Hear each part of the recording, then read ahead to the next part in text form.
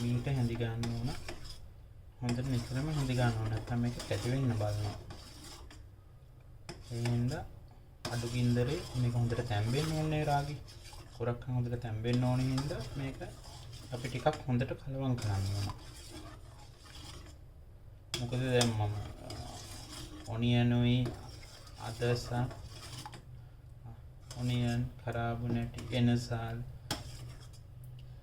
කජු කුරුඳු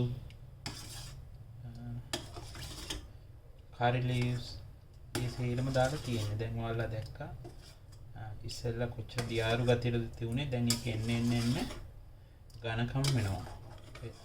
ටික් වෙනවා නේද? මේක නිතරම අපි හැඳි ගන්න ඕන. හැඳි ගන්නකොට පතුල අල්ලන එක වලකිනවා. මතකින්දරේ මේක හිමිට හැඳි ගන්න ඕන. තමන්ගේ අවශ්‍ය ප්‍රමාණයට thickness එක එනවා. කොහොමත් විනාඩි 5ක් 7ක් වගේ ඇතුළත මේ රාගියක තැම්බෙන්න ගන්නවා. ඊට පස්සේ තමයි අපිට පුළුවන් වෙන්නේ පොල් කිරි ටික එක්කව කරන්න. පොල් කිරි හරි එළ කිරි හරි අපිට කැමති දේ මේකට එක් කරන්න පුළුවන්. තමන්ට අවශ්‍ය ප්‍රමාණයට ඝනකම එනකම් තමන්ට රාගි එකතු කරන්නත් පුළුවන්. තමන්ට දියාරුවට අවශ්‍ය නම් මේකට වැඩි වතුර එකතු කරලා පාවිච්චි කරන්නත් පුළුවන්. සමහර වාසය ගන්නට කන්න, සමහර වාසය දියරට බොන්න.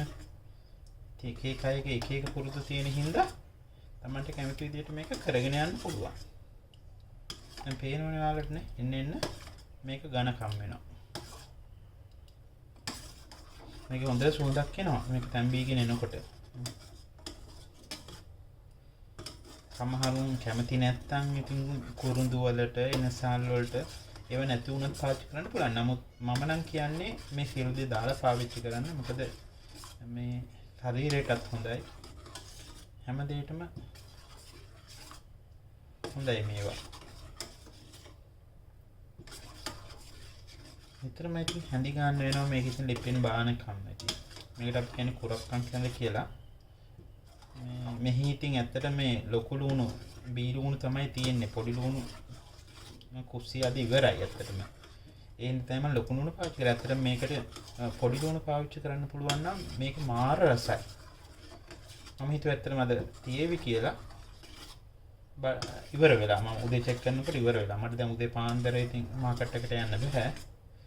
මේ අර කොහොම වුණත් ලංකාවේ වගේ පොඩි ලුණු මෙහි එහෙම රස නැහැ වැඩිය. මේ ටිකක් ගණන් මේ ඉතින් ගේනවා පාවිච්චි කරනවා.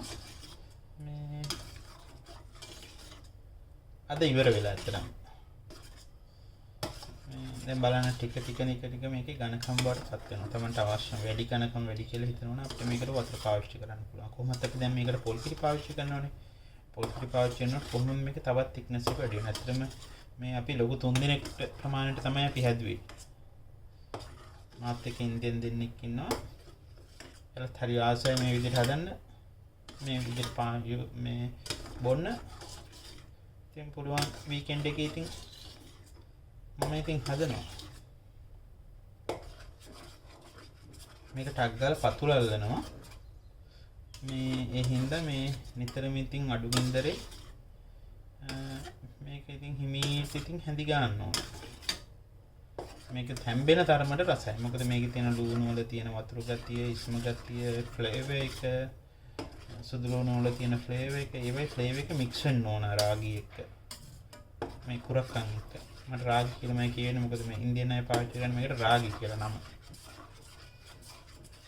නේ එන්න thickness එක වැඩි වෙනවා.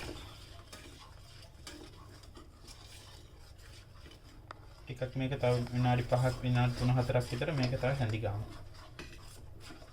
අතර මෙහි පොල් කිරි ගන්න තැනක් නැහැ. ලංකාවේ පොල් කිරි එකත් කඩවල් 2-3යි මෙහි තියෙන සිංගප්පූරුවේටම. ඉතින් මම ගොඩක් වෙලාවට පාවිච්චි කරන්නේ මෙන්න මේ කියන බ්‍රෑන්ඩ් එක. මේක ඩොලර් 1ක් වෙනවා. මේ ඉන්දුනීසියන් ප්‍රොඩක්ට් එකක්. සාමාන්‍යයෙන් අපේ මැගි එකක තියෙන වගේ මේක මිලිලිටර් 200ක්. ඒ වගේ ඊටත් වඩා හොඳ මේ උකු පොල් කිරි එකක් මේක. මේක ඉතින් අපි මම පාවිච්චි කරනවා. ඉතින් ඉන්දියන් අය ගොඩක් වෙලාවට පොල් කිරි දාලා යූස් කරන්නේ නැහැ. මම ඉතින් මේ වගේ ඒවා සතියකට 5ක් විතර ගේනවා. මේ ඉතින් මේ වගේ එකකදී පොල් කිරි රස වැඩිපුර බොන්න හොඳයිනේ. අපි වැඩි පොල් කිරි දාලා පාවිච්චි කරනවා. දැන් මේක පොඩ්ඩක් මේ අඩිය අල්ලගෙන ඇවිල්ලා තියෙනවා. මම මේකයි මේ හැඳි ගන්නෙ. රාගි තැම්බෙනකොට මේ හොඳ සුවඳක් එනවා මේ අපේ මික්ස් එකත් එක්ක. මේ සමහර මේක අර රාගි පොඩ්ඩක් උෂ්ණ ගතිය තියෙනවා කියලා සමහරුන්ගේ මතයක් තියෙනවා. ඉතින් උෂ්ණ කෑමක් කියලා. ඉතින් ඒක අඩු කරන්න සමහර මේකට සව් පාවිච්චි කරනවා. සව් දාලා ඇත්තටම හරි රසයි. මට මේ සව් හොයාගන්න නෑ මෙහි. මේ නැත්නම් මාත් සව් පාවිච්චි කරනවා. මේ සව් නැහැ මෙහි ගන්න. ඒක වෙන මොකද්ද ප්‍රොඩක්ට් එකක් තියෙන්නේ. ඒක එච්චර ෆ්ලේවර් එකක් එන්නේ නැහැ අපිට අර සව් බොනවා වගේ. දැන් බලන්න දැන් කොච්චර ඝනකමක් ආවද කියලා. මම ඇත්තටම පාවිච්චි කරේ මට මතක හිටිට හැඳි 5ක් විතර. මේ හැඳි 5ක් විතර පාවිච්චි කරේ. මේ වතුර කෝප්ප මේකෙන් වතුර කෝප්ප 4කට ඇත්තටම තව වතුර කෝප්පයක් දාන්න ඕන පොල් කිරි දැම්මට පස්සේ. සමහර වතුර කෝප්ප 5කට මේක ඝනකමට මම හැදුවේ. මේ වලට දියාරු ගතියට අවශ්‍ය නම් වැඩි වතුරක් පාවිච්චි කරන්න පුළුවන්. මේ පේනවනේ ඝනකම. එහෙනම් අර මුලදී එකපාර ඔයාලා මේ රාගි ගොඩාක් දාගන්න එපා. එහෙම ගොඩාක් දාගත්තාම මේ ඔයාලට ඉතින් මේ කිරිපත් වගේ රාගි කැට තමයි ඇත්තටම කන්න වෙන්නේ. එහෙම වුණොත්. මේ මොකද ගොඩාක් මේ රාගි වල මේ thickness වෙනවා. ගොඩාක් මේ ඝනකම් වෙනවා වතුරේදී. බලන්න. ටික ටික කලවම් කර කර බලන්න. ඒක තමයි හොඳම විදිය.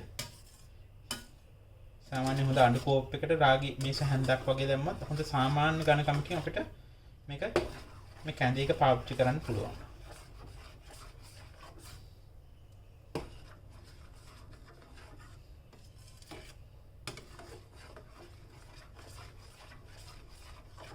ටක්කාලා අඩිය අල්ලනවා.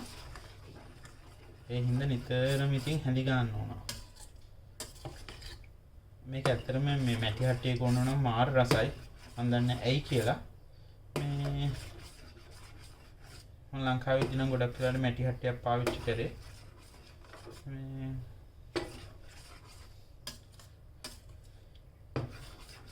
මේක අර සුදු ලුණු රසත් එක්ක තමයි සුදු ලුණු ෆ්ලේවර් එකත් එක්ක තමයි ගොඩක් මේ රසය එන්නේ රාගියේ.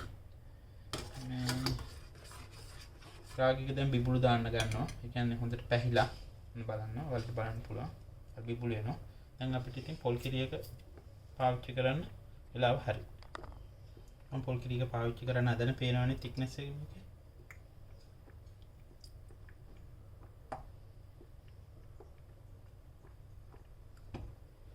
සෑහෙන ඝනකම් මේ පොල් කිරියක. මේ දාලා අපි වතුර ටිකකුත් දාමු. පොල් කිරියක තැම්බෙන්නත් ඕනනේ. අර පේනවනේ නේද? ඒක සුදු ගතියකට ආවා. මේක හැන ඝනකම් මම පොල් කිරි වැඩිපුර දාලා බොන්න ආසයි.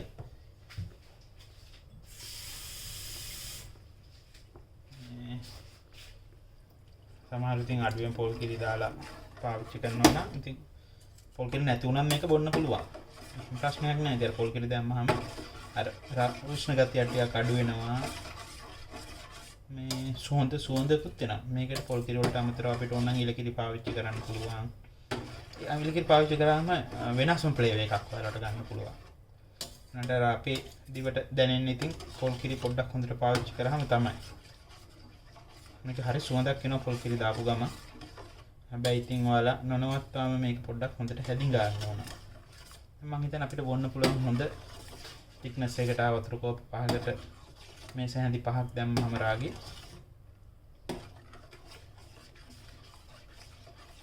මේක හොඳට නටනකම් මේක පාවිච්චි කරනවා. මේකට ඇත්තටම අපි ලංකාවේදී නම් මේ කිතුල් හකුරු තමයි පාවිච්චි කරන්නේ සීනි වෙනුවට.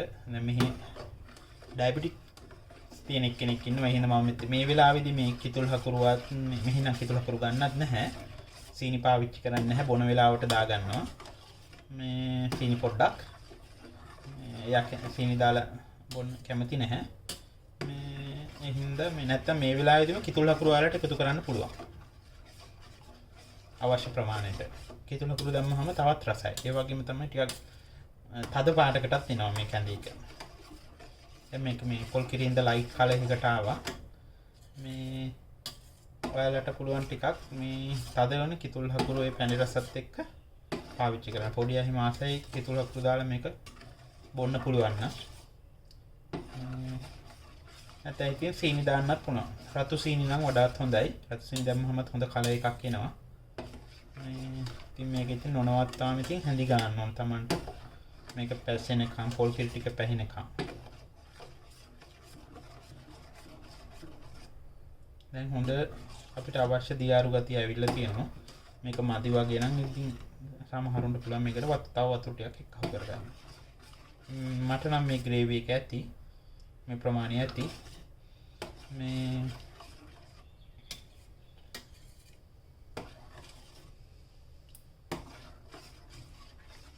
මේක හොඳට පැහැෙනකම් අඩු කින්දරේ තඹ ගන්න. පොල් කිරි එකත් හොඳට නටන්න ඕන.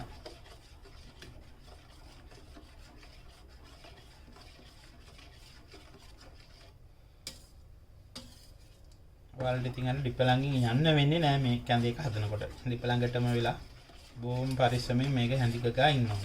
නැත්නම් ඇත්තට මේක අඩියල් වෙනවා මාරික්මන්ට. මේ කැඳ જાති කිතුල් පිටි වලින් හදන කැඳ මේ කෙරොක්කම් පිටි වලින් හදන කැඳ ඔය හැම එකම මේ අපි ළඟට වෙලාම ඉතින් මේ කැඳ එක ඉවර වෙනකම්ම හදලා මේ වගේ හැඳි ගගා ඉන්න ඕන. අර හැඳි ගන්නකොට හොඳට මික්ස් වෙනවනේ. ඒතකොට හොඳට හැමදේම මික්ස් වුණාම ඒක රසගතිය වැඩි වෙනවා ඇත්තටම.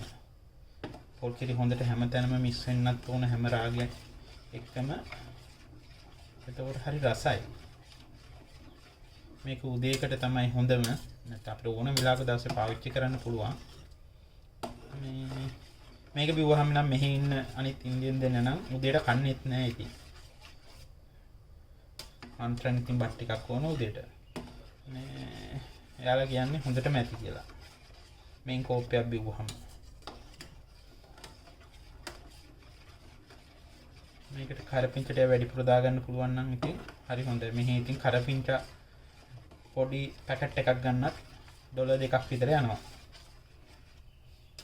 සාමාන්‍ය අපේ දවස් ඩොලර් 2කට හම්බ වෙන්නේ ලංකාවේ නම් ඉතින් දවස් 2ක විතර පාවිච්චි කරන මේ කරපිංච ප්‍රමාණයක්. ඒක ගන්නත් ඇත්තටම අපි ලිටල් ඉන්දියා වලටම යන්න ඕන. මොකද මේ අහල කිට්ටුවකවත් නැහැ. ඉතින් මෙතන ඉඳන් යනවා නම් ඇත්තටම කිලෝමීටර් 10ක විතර MRT එකේ දුර. ඒ කියන්නේ මේ MRT එකේ කිලෝමීටර් 10ක් විතර යන්න ඉතින් පැයක් විතර යනවා. කැට ගහිලා නැහැ හොඳට. ඔයාලට පේනවා කැට ගහින්න නැති වෙනවම හොඳට මේ දියාරු වෙන්න ගත්තා. දැන් අපිට ඕන ලුණු පොඩ්ඩක් බලන්න පුළුවන්. බලලා ලුණු ඇති. මේ ලුණු අවශ්‍ය ප්‍රමාණයට මම මෙහෙදි ලුණු වැඩි පාවිච්චි කරන්නේ නැහැ. ඉතින් මේ මෙහි තියෙන ගොඩක් අය පාවිච්චි කරන්නේ හිමාලයන් ලුණු කියන එක, රෝස ලුණු කියන එක. ගොඩක් ලුණු ගතිය අඩු එකක් ඒක. මේ මවුන්ටන් ලුණු මං හිතන්නේ.